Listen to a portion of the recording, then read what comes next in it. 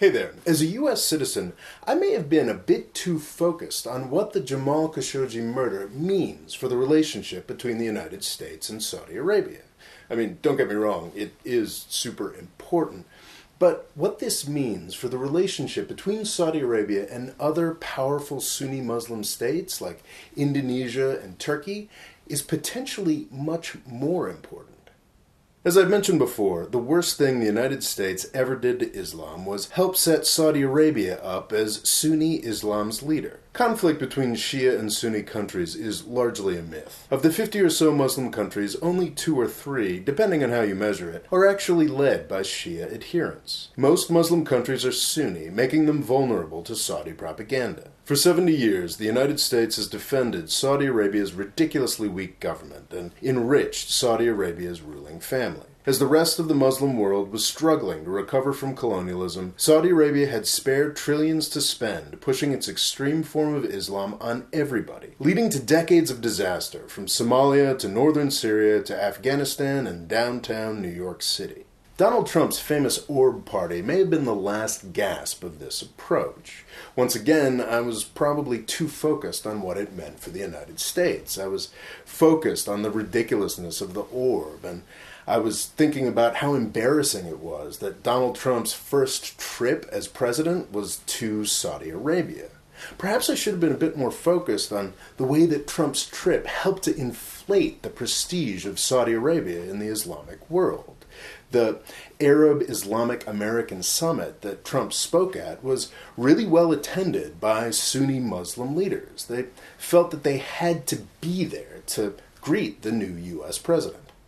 That is why I chose to make my first foreign visit a trip to the heart of the Muslim world, to the nation that serves as custodian of the 2 holiest sites in the Islamic faith.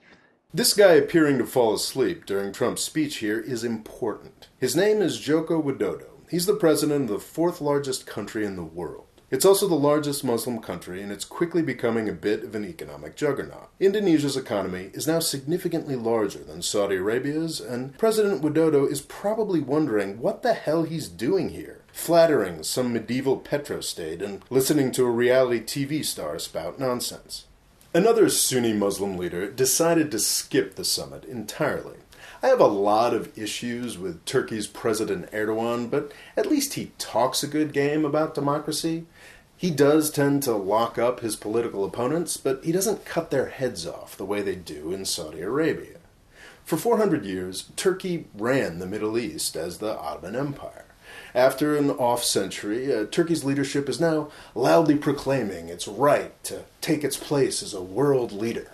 And they occasionally even have the economic performance to back that up.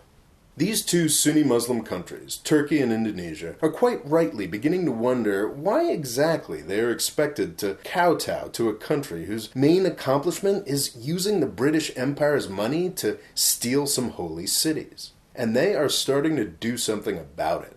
The Khashoggi story would not have been possible without the Turkish government. If the Turkish government had simply blackmailed the Saudis, Khashoggi's disappearance could have been a one-day story. Instead, their investigation has been very carefully managed to cause maximum embarrassment to Saudi Arabia. Revelations have been carefully dripped out, piece by piece, demolishing each Saudi explanation as quickly as they could come up with them. This has been a very conscious policy by the Turkish government, and it's working. Saudi Arabia's defenders quite rightly point out that Turkey has committed some pretty egregious human rights offenses of its own.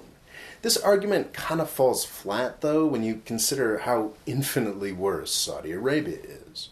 Turkey is definitely, consciously, trying to push the United States away from its old ally, but they're not inventing anything here. They're just stage managing the reveal of Saudi Arabia's true face. This is already yielding some pretty impressive results. Indonesia is now richer than Saudi Arabia in the aggregate, but it has almost 10 times as many people. For decades, it has sent folks to Saudi Arabia to work. These workers have very little power, are often abused, and if they fight back, they are sometimes executed by the Saudi government. In 2015, Indonesia was so irritated about this practice that they temporarily banned immigration to Saudi Arabia for work. Last week, the Saudis executed another Indonesian with no notice to the Indonesian government. The Indonesian government lodged a formal protest and threatened further action. The power relations between Saudi Arabia and Indonesia are changing as well.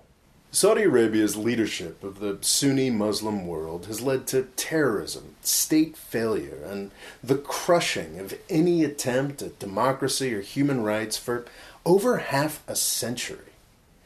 Turkey and Indonesia are, like the United States, flawed democracies, but that's a whole heck of a lot better than some deranged medieval monarchy bone-sawing its opposition to pieces in country after country. Saudi Arabia's replacement by Indonesia and Turkey is actually a very exciting thing to think about.